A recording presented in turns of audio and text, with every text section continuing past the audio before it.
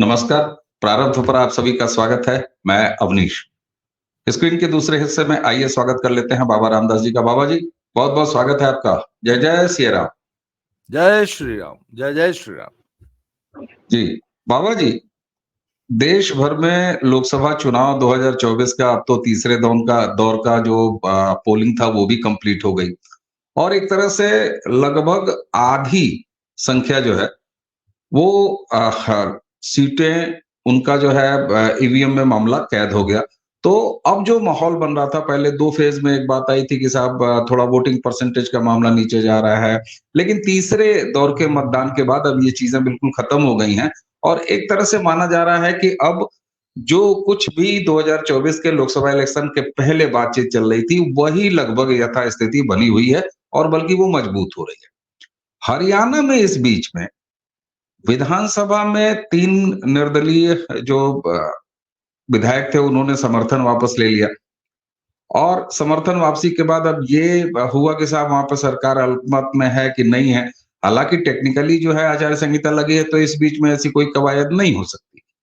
लेकिन भरी लोकसभा के चुनाव में जबकि 25 को वोट पड़ने हैं हरियाणा में, उसके ठीक पहले ये होना, इसका लोकसभा चुनाव पर क्या असर देखते हैं आप? और खास तौर से वहां पर भारतीय जनता पार्टी की सरकार अगर अल्पमत में आई है, तो ये घटना पहले हुई कैसे? राजनीति क्या है स्थानीय यानी राज्य की, और उसका लोकसभा चुनाव पर क्या असर देखते हैं आप? क्योंकि 25 को वोटिंग बाकी है पूरे हरियाणा की सभी सीट।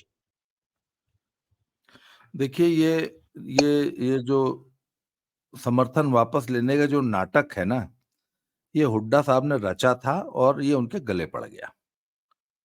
और मैं आपको बताऊं कि 3 निर्दलीय विधायकों ने समर्थन वापस लिया, पर उससे सरकार की सेहत पे या स्टेबिलिटी पे कोई फर्क नहीं पड़ता। अव्वल तो वो जो टेक्निकल इशू है कि 6 महीने से पहले आप अविश्वास प्रस्ताव ला नहीं सकते, तो वो जो अभी, क्योंकि अभी भाई नायब सिंह सैनी साहब को अभी मुश्किल से 1 महीना तो हुआ है कि शपथ लिए, उसके बाद उन्होंने फ्लोर पे अपना बहुमत सिद्ध किया है। तो 6 महीना उसकी जो मियाद पूरी होती है वो जाके शायद सितंबर की 22 या 23 तारीख तक है, और अक्टूबर की 22-23 तक शायद ऐसे ही कुछ, अक्टूबर के 3rd वीक तक इस विधानसभा की मियाद है। तो सितंबर का महीना जो है उसमें जब ये 6 महीना की मियाद पूरी होगी, तब तक जो है आचार संहिता हरियाणा में दोबारा लग जाएगी और विधानसभा का चुनाव हो जाएगा। इसलिए 6 महीने तक सरकार एकदम स्टेबल है। सरकार को इससे कोई फर्क नहीं पड़ा, परंतु हरियाणा में एक बहुत जबरदस्त नैरेटिव चल पड़ा। ये देखो, हुड्डा साहब, हुड्डा समर्थक इन सामंतों शासकों से एक बेचारे गरीब गुरबा, बेचारे ओबीसी गरीब आदमी की सरकार बर्दाश्त नहीं हो रही। ये देखिए, ये एक गरीब की सरकार को डिस्टेबलाइज करने के लिए षड्यंत्र कर रहा है हुड्डा। अच्छा, उसके बाद दूसरा नैरेटिव ये चल पड़ा कि अब तो गरीब के बच्चे को मेरिट के आधार पर नौकरी मिलती थी। जो मेधावी बच्चा होता था वो बिना खर्ची पर्ची के नौकरी लग जाता था। अब तो हुड्डा की गुंडागर्दी वापस आ गई, हुड्डा के गुंडे वापस आ गए। समाज में हुड्डा के गुंडे गरीब आदमी को जीने नहीं देंगे। गरीब आदमी जो इज्जत से सर उठा के चलने लगा था, इनके सामने खड़ा होने लगा था, अब ये 10 साल के बदले निकालेंगे हुड्डा के गुंडे हैं। उसके बाद अब तो वापस 30 लाख रुपया दे के हमारे बच्चों को नौकरियां मिला करेंगी। तो गरीब आदमी को तो अब नौकरी नहीं मिलेगी, अब तो फिर तो वही सामंतशाही रहना। तो सर ये जो नैरेटिव्स है ना, ये कांग्रेस को बहुत नुकसान करने वाले नैरेटिव हैं।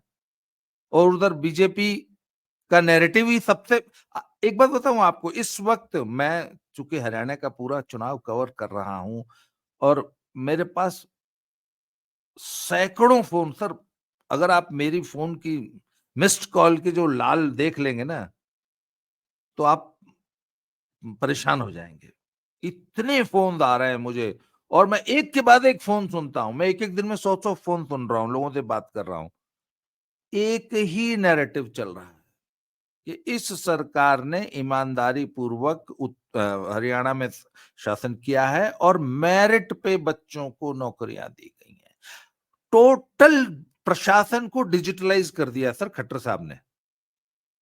आज हरियाणा, मुझे एक सज्जन बताने लगे कि सर वृद्धावस्था पेंशन के लिए 20-20 चक्कर बुजुर्गों को लगाने पड़ते थे डीसी ऑफिस के, तब भी काम नहीं होता था। अच्छा, हुड्डा ने सर भ्रष्टाचार का इतना जबरदस्त एक तंत्र बना रखा था कि आपको सरकार से कोई भी काम अगर है तो एक पैरेलल प्रशासन तंत्र था। हर गांव में 2-3-4 परिवार ऐसे अपॉइंट कर रखे थे।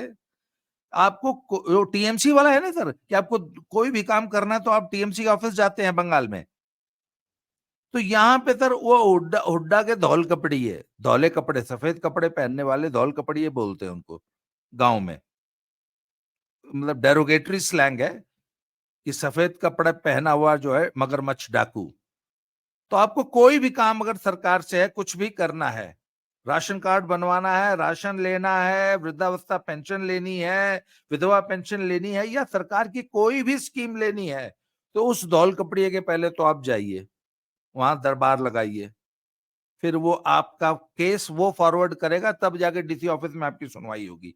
काम तब भी नहीं होगा।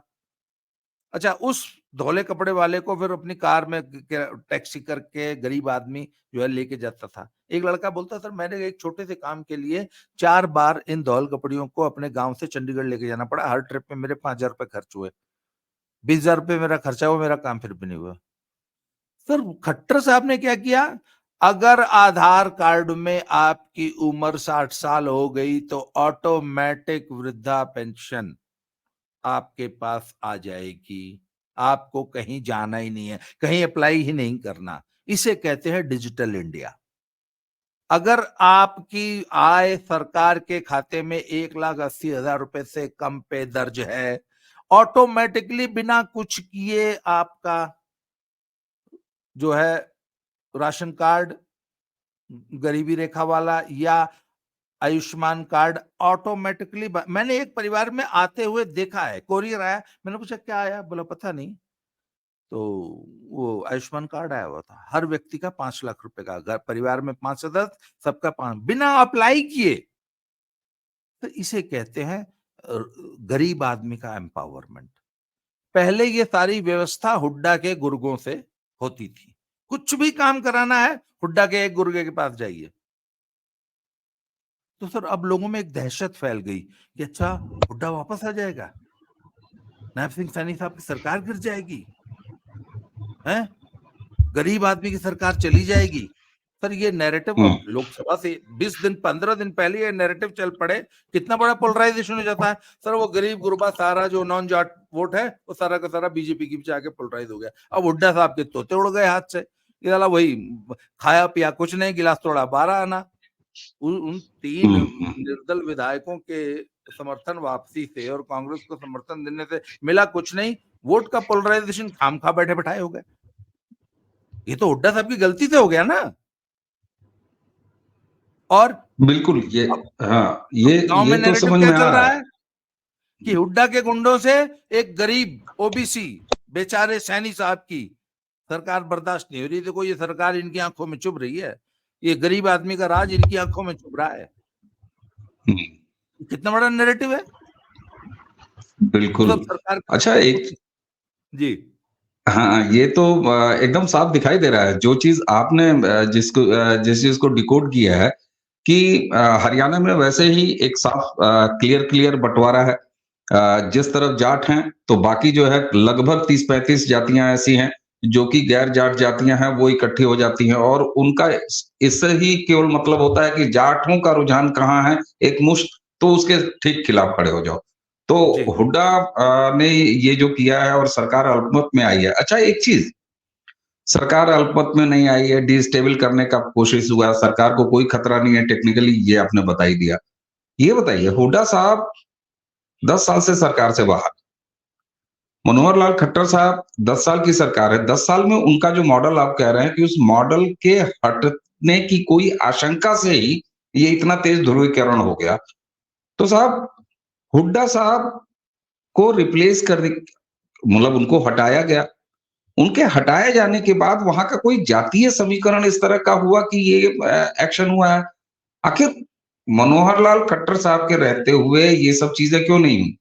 वो भी तो इतने ही विधायकों के समर्थन इन्हीं विधायकों के समर्थन के साथ सरकार चला रहे थे। सरकार में या सत्ताधारी दल में कुछ बदलाव हुआ है, जिसकी वजह से ये हैपनिंग हुई है, या अगर ये हैपनिंग अब हुई है तो हुड्डा साहब के सॉरी खट्टर साहब के समय क्यों नहीं? नहीं, खट्टर साहब के समय सर क्या था कि दुष्यंत चौटाला की जननायक जनता पार्टी जजपा जो थी उसके 10 विधायक हैं और 10 विधायकों का समर्थन था ना, वो सरकार में शामिल थे, डिप्टी सीएम थे ना दुष्यंत चौटाला। अब दुष्यंत चौटाला के सामने एक बड़ी दुविधा थी कि उनका समाज में बहुत ज्यादा बदनामी थी और जाट समाज उनको इस बात के लिए कोसता गरियाता था कि तुमने जो है कौम के साथ धोखा किया और हमने अपने खट्टर साहब को हटाने के लिए जो है जनादेश दिया था और तुमने उस जनादेश का उल्लंघन करते हुए, उसका अपमान करते हुए तुम खुद खट्टर की गोद में बैठ गए और तुम 4.5 साल तक खट्टर की सरकार को तुम चलाते रहे। तुम्हारे समर्थन से सरकार चल रही थी। तो हुआ क्या था कि 42 सांसद तो विधायक भाजपा के, 10 जजपा के और उसके बाद 7, 8, 9 निर्दलीय थे, जिसमें एक गोपाल कांडा है, उनके साथ वो 2-3 थे और 2-3 ये थे। तो अच्छी एक स्टेबल मेजॉरिटी थी। फिर क्या हुआ कि अब चूंकि चुनाव में भी तो जाना था ना दुष्यंत को, तो दुष्यंत ने 6 महीना पहले सरकार से वो हटने हट का लिए। फैसला कर लिया। तो हुँ, वो 10 हुँ, विधायकों का कोटा कम हो गया। उसमें से भी दुष्यंत के 10 में से भी 4 विधायक जो है वो तो पहले ही समर्थन कपार पे लिए हुए घूम रहे हैं। जैसे मैंने कहा, मैं तो जैसे फेरी नहीं लगाते हैं, आलू ले लो, प्याज ले लो, धनिया ले लो, मिर्चा ले लो, उस तरह वो लोग समर्थन ले लो का वो तो फेरी लगा के घूम रहे हैं। वो तो समर्थन बेचारे देना चाहते हैं, कोई ले नहीं रहा है समर्थन उनका। तो जजपा हुँ, के हुँ। विधायकों का तो ये हाल है, समर्थन की कमी नहीं है। तो फिर ये एक प्रयोग की कवायद लगती है कि जाटों में कोई संकेत दिया जाए कि हम अगर चाहेंगे तो सरकार को जब चाहेंगे तब अनस्टेबल कर लेंगे। हालाँकि ये अब उल्टा बिल्कुल पड़ता हुआ दिखाई दे रहा है। क्या ये मान लिया जाए कि 10 साल जो खट्टर साहब ने सरकार चलाई है हरियाणा में और पहली बार एक गैर जाट मुख्यमंत्री, ये भ्रम तोड़ा है। ये हो सकता है कि बार-बार हुड्डा उस जो दुखती रग है जाट समुदाय की वहां पर हाथ रखने या कुरेदने की कोशिश कर रहे हो कि चलो लोकसभा में इसका कोई फायदा उठाया जाए। कहीं इस प्रयोग के चक्कर में ये हुआ हुड्डा साहब से, जो कि अब भारी पड़ रहा है उनको। नहीं सर, देखिए हुड्डा साहब तो डेस्परेट है। देखिए एक बात तो, हम पब्लिक को चाहे जो कंफ्यूजन हो या पेड मीडिया जो है, पेड न्यूज, वो कुछ भी छापता रहे, कुछ भी बोलता रहे, पर नेताओं को पूरी खबर होती है। उनको उनका इतना नेटवर्क होता है, उनको पता होता है कि वो सरकार में आ रहे हैं कि नहीं आ रहे हैं, कितने वोट से जीत रहे हैं, कितने वोट से आ रहे हैं, कौन वोट दे रहा है, कौन नहीं दे रहा है, ये उनको सब पता है। तो सर हुड्डा तो जो भी संभव तिकड़म है वो लड़ाएंगे। और सर हुड्डा जो है ना, वो 2 फ्रंट पे लड़ रहे हैं। पहला, हुड्डा ने कांग्रेस में ही इतना जबरदस्त घमासान मचा रखा है कि पूरी की पूरी हरियाणा कांग्रेस हुड्डा को निपटाने में लगी है। प्लस हुड्डा ने हाईकमांड से पंगा ले रखा है। हाईकमांड तो बेचारी कांग्रेस की वैसे ही इतनी लाचार है कि उसका अपने क्षेत्रीय छत्रपों पर कोई नियंत्रण रह ही नहीं गया है। हुड्डा ने टिकट वितरण किया है, पूरी कांग्रेस को निपटा दिया एक ओर से। कांग्रेस में एक गुट कहलाता है एसआरके गुट, उसमें किसी को टिकट नहीं दिया, सबको निपटा दिया, अपने लोगों को टिकट दिया। और टिकट वितरण ऐसे किया है कि रोहतक की अगल बगल पड़ने वाली सारी सीटों के जो प्रत्याशी हैं उनको बोला कि तुमको अपना चुनाव नहीं लड़ना है, तुमको किसी भी तरह दीपेंद्र हुड्डा को जिताना है। अपने इलाके के जो प्रभाव क्षेत्र में, आपके प्रभाव क्षेत्र में आपकी बिरादरी का जो वोट है उसको किसी तरीके से दीपेंद्र हुड्डा को दिलवाओ। प्लस हिसार से चौधरी वीरेंद्र सिंह जी है, उनके बेटे थे आईएएस ब्रजेंद्र सिंह, वो भाजपा के कोटे, भाजपा के टिकट पे सांसद थे, उनका टिकट वहां से कट रहा था, तो वो भाजपा छोड़ के कांग्रेस में आए, इस आश्वासन पे आए कि उनको टिकट दिया जाएगा, उनको टिकट नहीं दिया, वहां से जेपी को टिकट दे दिया। तो ब्रजेंद्र सिंह और वीरेंद्र सिंह वो अलग तलवार निकाले बैठे हैं, एसआरके गुट अलग तलवार निकाले बैठा है। तो कुल मिला के हुड्डा एक हारी हुई लड़ाई लड़ रहे हैं। अच्छा, ये जो 3 विधायक का इतिहास सुन लीजिए, ये तीनों भाजपा के वो बागी विधायक थे। जब इनको टिकट भाजपा ने नहीं दिया तो निर्दलीय लड़ गए और जीत गए। अक्सर ऐसा होता है, आपने बहुत देखा होगा। फिर आमतौर पे ऐसे लोग वापस पार्टी ज्वाइन कर लेते हैं, पार्टी को भी अपनी गलती रियलाइज हो जाती है। जा अब जब इन्होंने नायब सिंह सैनी सरकार को समर्थन दिया तो उसके बदले में इनसे कुछ वादे इत्यादि किए गए होंगे, कुछ, है ना, गिव एंड टेक कुछ डिसाइड हुआ होगा, या वो प्रॉमिसेस हुई होंगी, वो प्रॉमिसेस पूरी नहीं हुई, या इनको लग गया होगा कि पार्टी इस बार फिर टिकट नहीं देगी, क्योंकि वहां तो भाई कांग्रेस का हाईकमान ने ढीला ढाला है। भाजपा का हाईकमान तो इतना स्ट्रांग है कि वो तो बड़े बड़े दिग्गजों को जो है कोने में बैठा देता है।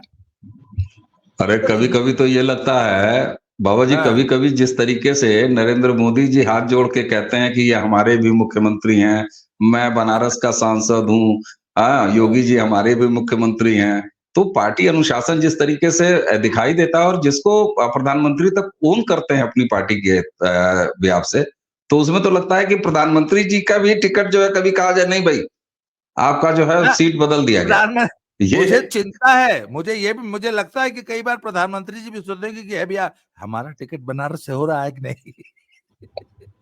पता लगा बिल्कुल पार्टी बोला, ए नरेंद्र दास मोदी, चलो तुम उधर रामेश्वरम से लड़ो। बोला नहीं सर, हम सर वहां, नहीं कुछ नहीं, चलो रामेश्वरम चलो, तमिलनाडु से बिल्कुल तुमको लड़ना बिल्कुल, है, बोला ये नहीं भाजपा लड़ना में है। ही हो सकता ये भाजपा है, में बिल्कुल हो सर। सकता अच्छा, एक चीज हरियाणा की राजनीति को देखिए, हरियाणा की राजनीति में आपने एक तरफ आपका अभी भी आकलन है कि मनोहर लाल खट्टर जी के 2 टर्म से जो हरियाणा एक दूसरे फ्लेवर को देख रहा है, हालांकि परंपरागत रूप से वहां का जो जातीय इक्वेशन है उसके हिसाब से, या जो परंपरा परिपाटी रही है कि गैर जाट नहीं चलना चाहिए, लेकिन 10 साल ये मिथक तोड़ा है नई भाजपा ने। और आप ये भी कह रहे हैं कि इस ये भय का वातावरण बन गया कि कहीं हुड्डा और उनकी अराजकता जो है वो वापस ना आ जाए। तो ये जो एक ब्रांड वैल्यू क्रिएट हुई है, ये नरेंद्र मोदी की है, मनोहर लाल खट्टर साहब की है, या जो भारतीय जनता पार्टी की डबल इंजन वाला कॉन्सेप्ट है उसका? सर, ये एक मिला जुला सम्मिलित प्रयास है। सम्मिलित प्रयास है। और देखिए, खट्टर साहब की जो सबसे बड़ी बात है, खट्टर ने, आपको मालूम है कि जिस दिन खट्टर साहब ने इस्तीफा दिया और नायब सिंह सैनी जी की शपथ ग्रहण हुआ है, उसके अगले दिन खट्टर साहब जब सीएम हाउस से निकले हैं तो उनके पास क्या था? फिर एक कपड़े के झोले में 3 जोड़ी कुर्ता पजामा और टूथ ब्रश, ये लेके वो आदमी उस सीएम हाउस से निकला है। और उनका अपना पुश्तैनी घर था सर, रोहतक के एक गांव में। वो घर उस व्यक्ति ने गांव की पंचायत को दान कर दिया, अपनी सारी जमीन जायदाद गांव की पंचायत को दान कर दी कि इस घर में बच्चों के लिए एक लाइब्रेरी बना दीजिए। लोगों ने पूछा ये कहाँ रहेंगे? बोले किराए का एक कमरा। अभी इस जब जब सीएम पद छोड़ा है तो जी। उससे पहले एक प्रावधान था कि सीएम, एक्स सीएम के लिए एक सरकारी बंगला चंडीगढ़ में या जहां पर भी वो कहेगा उसको एक सरकारी बंगला आजीवन अलॉट रहेगा। तो खट्टर साहब ने अपनी कलम से अपने कार्यकाल में ये नियम हटवा दिया कि नहीं, ऐसा कोई नियम नहीं, एक्स सीएम को कोई नहीं सरकारी बंगला मिलेगा जिंदगी भर के लिए। तो लोगों ने पूछा, अरे सर, कल को आप ही अगर नहीं रहेंगे सीएम तो कहाँ रहेंगे? बोला किराए का मकान लेके रहेंगे। और सर जिस दिन सीएम हाउस छोड़ा है, लोगों ने पूछा कि सर ये तो बताइए, अब यहाँ से खाली कर रहे हैं तो जाना कहाँ है? बोले करनाल शहर में किराए का एक घर लो, और आज की तारीख में वो व्यक्ति किराए के एक कमरे में रहता है सर, किराए के। सर ऐसा संत आपने कभी सुना है? बिल्कुल भाजपा के आज आज के ये युग में, भाजपा में ही संभव हो सकता है। आप प्रधानमंत्री को हाँ, देख लीजिए, गुजरात से चले तो कितनी कहानियां हैं मुख्यमंत्री के तौर पर, आज और मनोहर लाल खट्टर साहब के बारे में। बिल्कुल। आप राजस्थान के सीएम को देख लीजिए, आप छत्तीसगढ़ के सीएम को जो अभी बने उनको देख लीजिए, आप मध्य प्रदेश वाले सीएम को देख लीजिए, आप हमारे योगी बाबा को देख लीजिए। उनकी बहन की जो वो छोटी सी चाय की दुकान है, लगता है कि ये उत्तर प्रदेश जैसे सीएम की बहन है। और कांग्रेसियों ने इस देश को किस कदर लूटा है सर। देश का सर, इंटरनेट का जमाना है, सोशल मीडिया का जमाना है, देश का बच्चा बच्चा जानता है कि किसने देश को लूटा है और किसने देश की सच्ची सेवा की है। तो सर खट्टर साहब ने, सर देखिए, मोदी जी हमेशा एक बात कहा करते थे कि कड़े नियम कानून बना के आप, पुलिस का भय दिखा के आप देश से भ्रष्टाचार नहीं मिटा सकते। कहते उन तमाम कारणों को हटा दीजिए जिनसे भ्रष्टाचार होता है। सर खट्टर साहब ने एक बहुत शानदार काम किया कि ट्रांसफर पोस्टिंग के लिए एक सिस्टम बना दिया, एक पोर्टल बना दिया। एक तो इन्होंने ना दुनिया के हर काम के लिए एक पोर्टल बना दिया। आपको कुछ भी करना है, पहले अपने घर बैठे बैठे आपका बच्चा आपके फोन से या गांव में सुविधा केंद्र पर कहीं भी जाइए, अपने पोर्टल पे अपना जो भी काम है वो पोर्टल पे अपना अप्लाई कर दीजिए, पोर्टल पे दर्ज करा दीजिए। तो अगर आपको ट्रांसफर पोस्टिंग चाहिए, किस विभाग में है, किस जिले में है, कहां की पोस्टिंग चाहिए, 5 प्रेफरेंस मांग लिया।